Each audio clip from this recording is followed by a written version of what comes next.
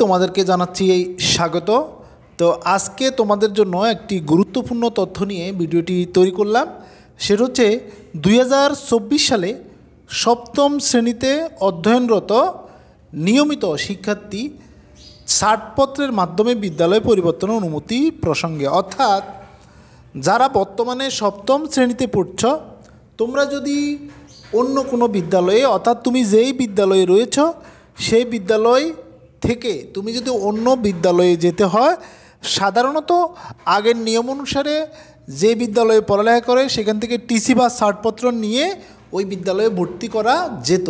কিন্তু 2024 সালে যে ঢাকা বোর্ড কর্তৃক এবং অন্যান্য বোর্ডের নির্দেশনা সেটি হচ্ছে উপযুক্ত প্রেক্ষিতে জানানো যাচ্ছে, বোর্ডের আওতাধীন অনুমোদিত নিম্ন মাধ্যমিক, মাধ্যমিক, উচ্চ মাধ্যমিক সকল প্রতিষ্ঠান 2024 সালে সপ্তম শ্রেণীতে অধ্যয়নরত নিয়মিত শিক্ষার্থীদের অনলাইনে ছাড়পত্রের মাধ্যমে বিদ্যালয় পরিবর্তন করা যাবে। অর্থাৎ এই ছাড়পত্রটি তোমরা অনলাইনে আবেদনের মাধ্যমে করতে পারবে।